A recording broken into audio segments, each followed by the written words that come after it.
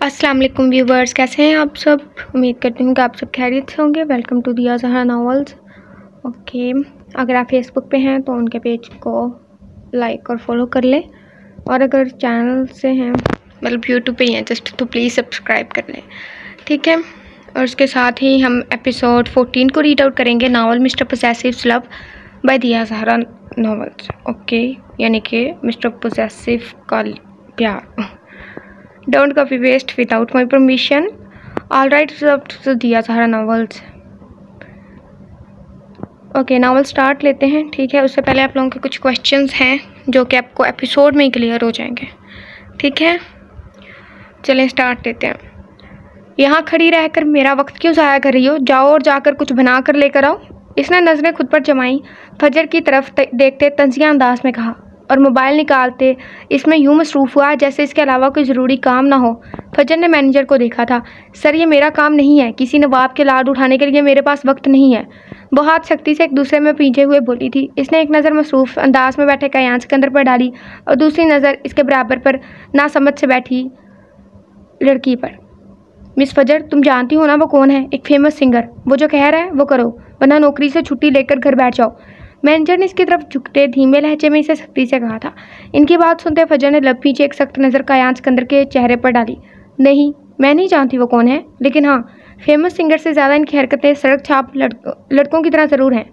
वो चलते लहजे में बोली थी। इसकी बात पर कयान सिकंदर ने सर झटके से उठाते इस लड़की की आंखों में देखा, जहाँ इसके लिए सिर्फ साफ नापसंदगी थी। वो लब सख्ती से एक दूसरे में प्रविष्ट कर गया। फजर, सॉरी सर, इसे पता नहीं है आपका। मैनेजर ने सख्ती से फजर को डिपटते दूसरा जुमला कयान सिकंदर की आंखों में छाती सुर्खी को देखते धीमी मोतबाना आवाज़ में कहा। अच्छी बात है, ये मुझे नहीं जानती। वो कुछ पल के लिए ठहरा, फिर कुर्सी की बैक से टेक लगाते चमकती नजरें फजर पर जमाई। इसकी सब आंखें इसे ही तक रही थी। मुझे ना जानने वाले फ़ायदे में रहते हैं, लेकिन ये पहली लड़की है और आखिरी भी जो मुझे ना जानने के बावजूद फ़ायदे में है, नुकसान में है। वह लबों पर सर्द मुस्कुराहट लाते बोला। इसका लहजा ठंडा ठार था। फजर को पहली बार इससे अजीब सी पुरअसरारियत महसूस हुई थी, बहुत अजीब सी। वो हलक तर्क करती नजरें फेर की। खाना लेकर आओ फ़ौरन, इसने सख्त और रोबदार लहजे में कहा था, जिस पर मैनेजर ने फजर को सख्त नज़रों से देखते इसे फ़ौरन अंदर जाने को बोला था। वह जबत करती अंदर बढ़ गई, जबकि कयान सिकंदर ने बस एक नज़र इसकी पुष्ट पर डाली और वापस से बैठता मैमूना पर नजर डालता हल्के से मुस्कुराए। मैमूना जो नासमझी से इसे देख रही थी, इसकी मुस्कुराहट से इसकी आंखें फ़ौरन चमक उठी। वो ऐसा ही था, अदाओं से घायल करने की सलाहियत रखने वाला। सिर्फ चंद पल, इसे चंद पल लगते थे लोगों को दीवाना बनाने में। वो वहीं बैठा कब से इंतज़ार कर रहा था। आधा घंटा गुजर चुका था और फिर 45 मिनट जब वो ट्रॉली घसीटती इनकी तरफ आई। इसके माथे पर सर्दी के बावजूद पसीने की बूंदें चमक रही थी, जो शफाफ माथे पर किसी मोती की मानित महसूस हो रही थी। मैम, इसने मुस्कुराते हुए खाना मैमूना के आगे रखा, जो इसे देखते हल्का सा मुस्कुराई। मैमूना का खाना इसने रेडी नहीं किया था। जो खाना शेफ़ ने बनाया था वो इसे वही सर्व कर रही थी, जबकि कयान सिकंदर के लिए खाना इसने खुद बनाया था। इसने इसे एक नज़र देखा, जो मोबाइल टेबल पर रखते टांग पर टांग जमाए बड़ी नखावट से बैठा था। सर, आपका स्पेशल फूड।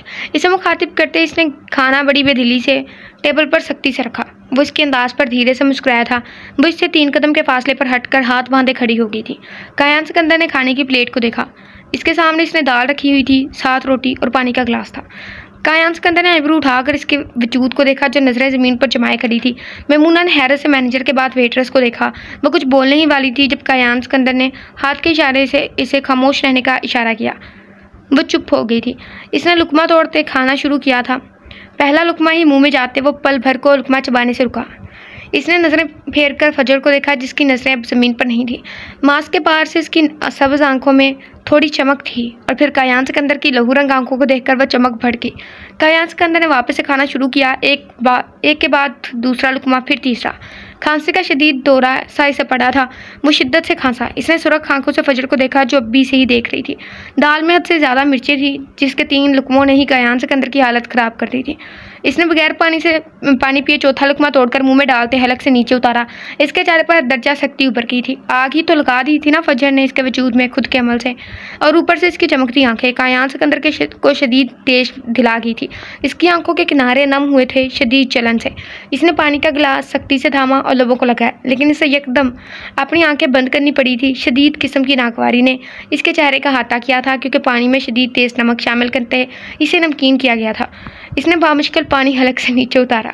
फजर ने देखा वो रुक नहीं रहा था।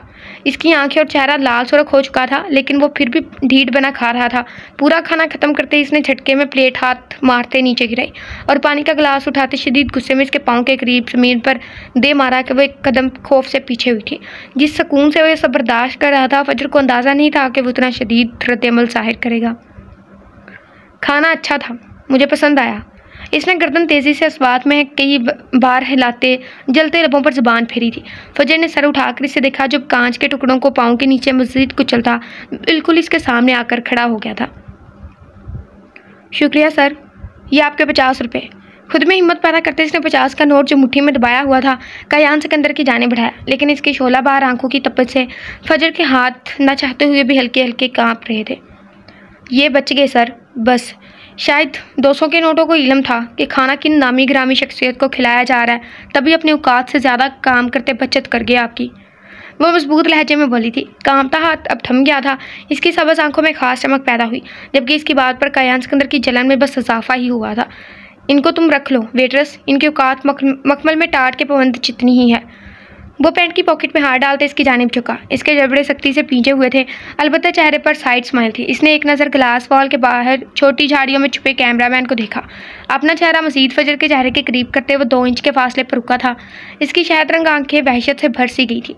फजर ने थूक निकलते पीछे होना चाहा था, जब इसने इसके कंधे को जकड़ते इसे ऐसा करने से रोका।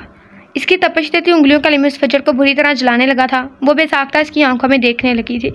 तुम तो बेहतर जानती होगी किन हाथों ने इस नोट को पकड़ा था और अब इस नोट की क्या हैसियत रह गई है। वह तंजिया मुस्कुराया था। इसके लहजे में नखावट थी। फजर ने अब लब खींच लिए थे। इसे अपने कंधे में इसकी सख्त सलाखी उंगलियां धंसती महसूस हुई तो इसके लबों से सिसकी खारिज हुई थी। बेहतर तो आप भी जानते होंगे सर कि किन हाथों ने मुझे हाथ लगाया है। अब आपकी इन हाथों की हैसियत भी मखमल में टाट के बराबर ही होगी या शायद इससे भी बुरी। वह इसकी सख्त गिरफ्त और तपश देती सांसों के बावजूद इसे जवाब दे गई थी, जिस पर वह इस्तज़ाइया हंसा।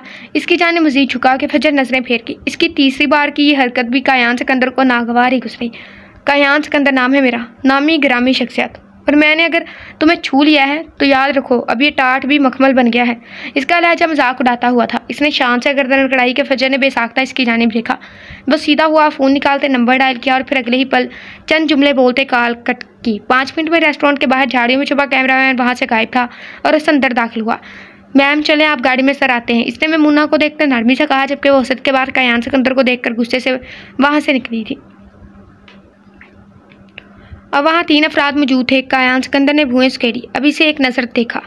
इसके लबों पर पूरा असरार से मुस्कुराहट छाई, शहद रंग आंखें चमक सी गई। मैं अनकंफर्टेबल फील कर रहा हूँ इनके मास्क की वजह से। मास्क हटाओ, इसने मैनेजर को देखने के बाद फजर को देखते कहा, जो इसकी आंखों की चमक के पीछे का राज जानते कई पल इसे देखती रही। हरगिज़ नहीं। वो 2 कदम पीछे हुई थी। कायान सिकंदर ने वार्निंग देती नज़र मैनेजर पर डाली। फजर, ये यूनिफॉर्म में शामिल नहीं है, उतार दो इसे, वरना जॉब से जाएंगी आप। मैनेजर फ़ौरन बोला था। इसकी बात सुनते वो गहरा मुस्कुराया, जबकि इसकी हरकत पर फजर की आंखों में पल में पानी जमा हुआ था। इसे क्या कुछ याद नहीं आया था? अगर इसकी जॉब गई तो इसकी ताई इसका जीना हराम कर देती और मुश्किल हालात में किसी दूसरी जगह जॉब मिलना बहुत मुश्किल था। और दूसरी तरफ इसका हिजाब, और वो भी किसी नामहरम के सामने उतार दे। इसने नफरत और गुस्से से कायान सिकंदर के मुस्कुराते चेहरे को देखा, जिसका सुकून यूं था कि काबिल रिश्क। फजर, सुनाई नहीं दे रहा? मैनेजर शदीद गुस्से में बोला था। इसने ज़ोर से आंखें मीची और फिर इन्हें खोलते मैनेजर को देखा। वो धीरे से आगे बढ़ी और एक सन्नाटेदार थप्पड़ मैनेजर के मुंह पर दे मारा था कि इसकी हरकत पर कायान सिकंदर पुशौक नज़रों से इसे देखता रह गया। इसके होंठ गुलाई के अंदाज में मुड़े। सुनाई तो शायद अब आपको ना दें सर, इलाज करवा लीजिएगा अपना।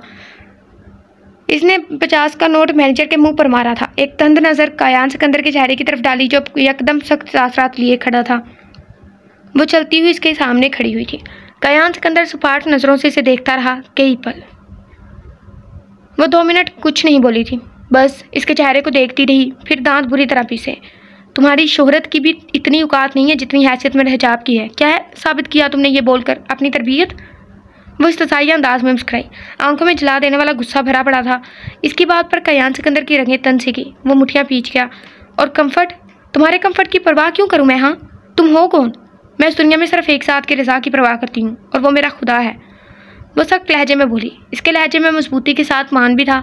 कायान सिकंदर इसे देखता रहा। इसके चेहरे पर सख्ती मज़ीद बढ़ गई।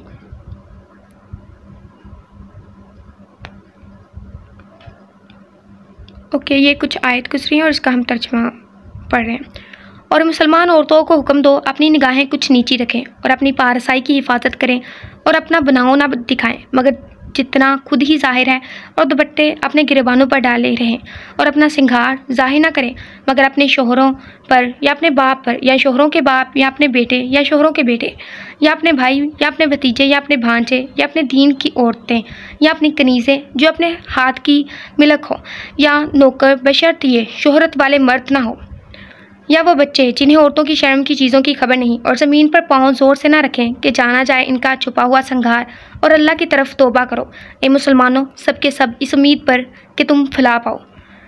इसने बुलंद आवाज़ में आयत पढ़ी थी। मैनेजर के साथ एक सख्त नज़र का यान सिकंदर के चेहरे पर भी डाली, साथ तर्जुमा मुकम्मल किया।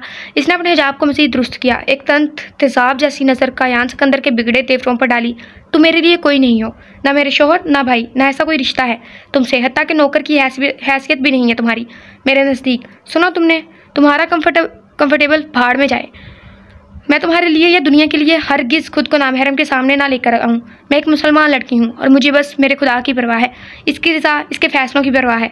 वह एक एक लफ्ज़ पर दबाव देते बोली थी। इसका एक एक लफ्ज़ सख्ती से भरपूर था। जब मेरे खुदा ने फरमा दिया कि नामहरम के सामने मैं अपनी नज़रें तेज़ाब रखूँ, अपने आप को ढांप कर रखूँ, तो मैं वो करूँगी, क्योंकि मैं मुसलमान लड़की हूँ। मेरे लिए दुनिया नहीं, मेरा खुदा का हुक्म असीस है। वो मजबूत लहजे में एक एक लफ्ज़ पर जोर देते फिर से बोली थी। मैनेजर का सर शर्मिंदगी से झुका। वो तंजिया हंसी थी। मेरा पर्दा मेरी हर मजबूरी से ऊपर है, मेरा हिजाब मेरी पहचान है। मैं इसकी रज़ा पर सच झुकाती हूँ जो सब जानने वाला है। मेरे खुदा का हुक्म मुझे किसी भी वजूद की कंफर्टेबल फीलिंग से ज़्यादा अहम है, हत्ता के खुद की भी। वो बोली तो लहजे में फंकार थी। वो 2 पल को रुकी, फिर इसका जायज़ा लिया। यहाँ से सीधा मस्जिद जाना, क्योंकि तुम जैसे मुसलमान को शायद ही इन आयात का मतलब पता हो, वहाँ तुम्हारी मदद होगी। और दोबारा मेरे सर से हिजाब उतारने की कोशिश की तो याद रखना, मुझे जानने के बाद भी तुम्हें नुकसान ही उठाना पड़ेगा।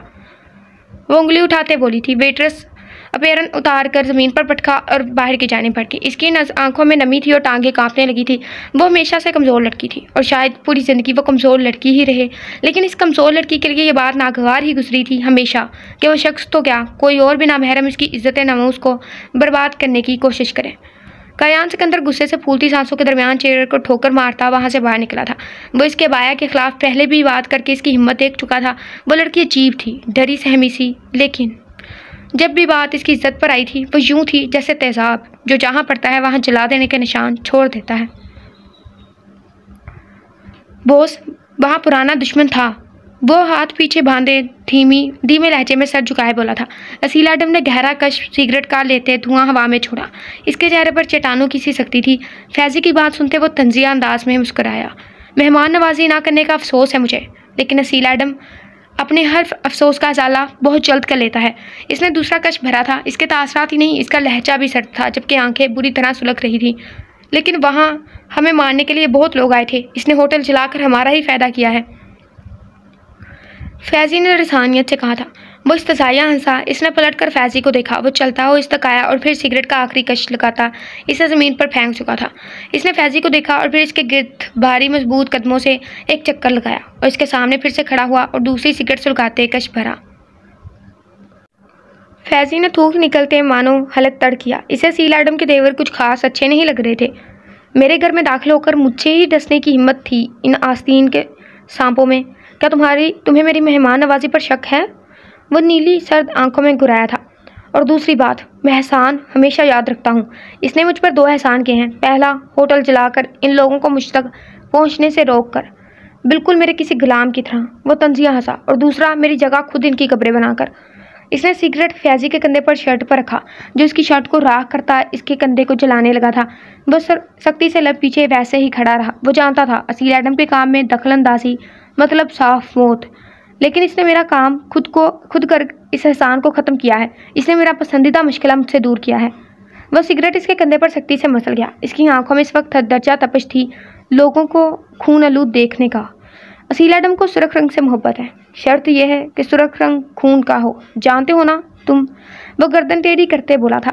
इसके तेवर इस हद तक खतरनाक थे कि इतने सालों से इसके साथ मौजूद फैज़ी भी एक पल को काम कर रह गया। इसने सिर्फ इसका पागलपन महसूस किया था। सिगरेट नीचे फेंकते हुए इससे दूर हुआ। फैज़ी लब पीछे जलन को बर्दाश्त करके रह गया था। लड़कियाँ, इसने एक लब से पूछा। फैज़ी ने इसकी पुश्त को देखा। पहुँच गई, बस एक गायब है। फैजी बगैर रट के बोला। वो इसके अंदाज से अच्छे से वाकिफ था। असील एडम लड़खड़ाते लहजे पसंद नहीं करता था। कौन? इसने पलट कर आईब्रो झुकाया। इसकी नीली आंखों में नागवारी उभरी जिस पर फैजी ने खुश्क लबों पर जुबान फेरी। वो जानकर अनजान बन रहा था। वो डार्क वर्ल्ड का डॉन था, ओटावा का डॉन, और अब कनाडा के डार्क वर्ल्ड में फैले हर रट्टे का बादशाह, हर जुर्म पर नजर रखने वाला। क्या इसे इल्म नहीं था कौन इसकी नज़रों से ओझल हुआ है? पिछले 6 सालों से वो यही सब तो करता आ रहा था, जुर्म। लोगों को खून आलूद देखने के बाद इसका दूसरा पसंदीदा मुश्किल था। वो कनाडा को काबू करना चाहता था और इसने कर लिया था। 6 साल लगे थे इसे लाशों पर कदम रखकर इस जगह पहुंचने के लिए, मेहमान नवाजी के फ़राइज़ सर अंजाम देने के। और अब तो कनाडा की हर गली में पुलिस की कैद से खौफ के बजाय असील एडम की कैद का खौफ था। वही खौफ जो इसकी शख्सियत का अक्स था। ऐसा कोई घर नहीं था कनाडा में जिसके मुकीन असील एडम को ना जानते हो। वो लोग इस टोन को जानते थे। वजह इसका पागलपन, इसका खौफ था, जिसने 2 लाशों के इतने टुकड़े किए थे कि इन टुकड़ों को कनाडा की हर सड़क पर फैजी ने खुद अपने हाथों से फेंका था। हर सड़क पर फैजी आज भी इस मंजर को सोचकर काँप उठता था। अब कनाडा जानता था असील एडम को भी और इसकी मेहमान नवाज तबीयत को भी, खासकर डार्क वर्ल्ड। काश इसे देखने का शरफ भी सब हासिल कर पाते। इसे सिर्फ फैजी ने देखा था और इसने जो वहशत, जो पागलपन असील एडम के चेहरे पर देखा था ना, इसके बाद इसने 3 दिन तक असील एडम के वजूद को देखने की गलती नहीं की थी। इसने सर उठाकर असील एडम को देखा। इसकी आंखें यकदम न जाने क्यों चमक उठी। इसके चेहरे पर अब ना खौफ था न जलन का एहसास। वही जिसकी काली आंखों पर अब की नीली आंखें अटक गई थी, जिसकी आंखों का रंग आपने इसके हल्के उठे चेहरे से ही पहचान लिया था। वो बोलता जा रहा था जब गन लोड होने की आवाज़ पर इसकी जुबान को ब्रेक लगे। वो थूक निकलती इसे देखते फीका सा हंसा। मेरा मतलब है आपकी तेज़ नज़रों से कहाँ कुछ छुप सकता है। वो वाली लड़की गायब है जिसने आपको देखना भी गवारा नहीं किया। क्या मैं मौलवी लेकर आऊँ? बोलते बोलते वो आखिर में लब दबाए पुरसोच अंदाज में बोला। इसकी आंखें शरारत से तर थी। असील एडम ने आंखें छोटी करते लब पीछे इसे देखा तो वह बेसाख्ता लब पींच कर सिर झुका गया, जबकि असील एडम की आंखों में चमक पैदा थी। ले आओ, वो मुस्कुराहट के साथ बोला कि फैजी ने सर उठाकर बेसाख्ता इसे बेयकीनी से देखा कि कहीं इसने कुछ गलत तो नहीं सुना। इसने जैसे ही सर उठाया, एक तेज़ सनसनाती गोली इसके सर के ऊपर से इसके बालों को छू कर गुजर गई थी। वो हैरत और खौफ से अपनी जगह टिक सा गया, जबकि असील एडम ने इसे देखते आईब्रो झुकाया। नहीं, रहने दो, शायद अभी वक्त नहीं आया तुम्हारा, फिर कभी सही। गन टेबल पर रखते वो नफ़ी में सर हिला गया, जबकि फैजी अभी भी यूं ही बुत बना खड़ा था। इसने आहिस्ता से हैरानी और शौक की कैफियत में हाथ उठाते बालों को हाथ लगाया। फोल्डिंग चेयर पर बैठे असील एडम को देखा। मेरी अल्लाह से दरख्वास्त है असील एडम बोस, आपके सर पर एक बाल भी ना बचे, आमीन। वो हाथ आगे बांधे बहुत तहम्मुल से बोला कि इसकी बात और इतनी इज्जत से बोलने पर वो हल्का सा मुस्कुराया। इतनी इज्जत भरी बद्दुआएं मुझे रास नहीं आएंगी। वो पेपर वेट घुमाते बोला। फैजी ने मुंह बिगाड़ा था। मैं इस ऑफिसर को ठिकाने लगा दूंगा, बस डिटेल मंगवाता हूँ, आखिर देखूँ कौन है वो। फैजी ने संजीदगी से कहा। मेरा खास मेहमान है वो।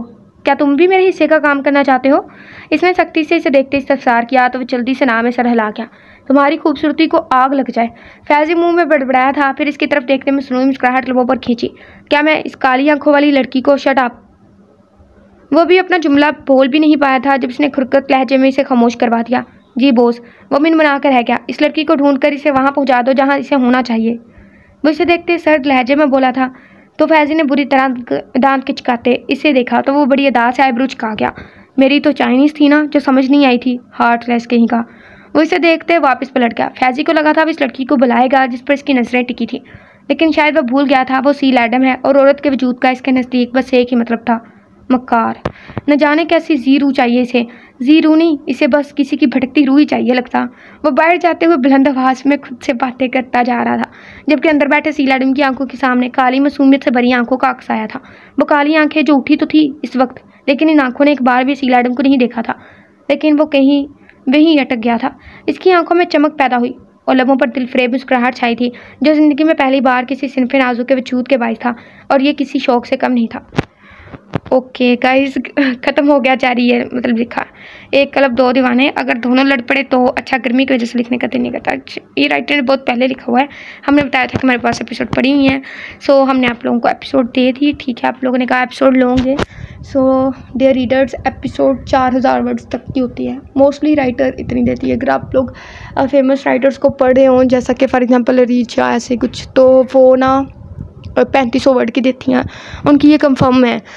तो खैर हम भी कोशिश करेंगे, उसे कहेंगे कि सॉरी जो हमारे पास पड़ी है ना उसमें से एक और दे देंगे। खैर फैज़ी का डायलॉग था जो एंड पे था, इसे ज़ीरो नहीं, इसे न जाने किसकी ज़ीरो चाहिए, इसे ज़ीरो नहीं, इसे बस एक किसी की भटकती रुई चाहिए। ये वाला फिल्म बहुत मज़े का था।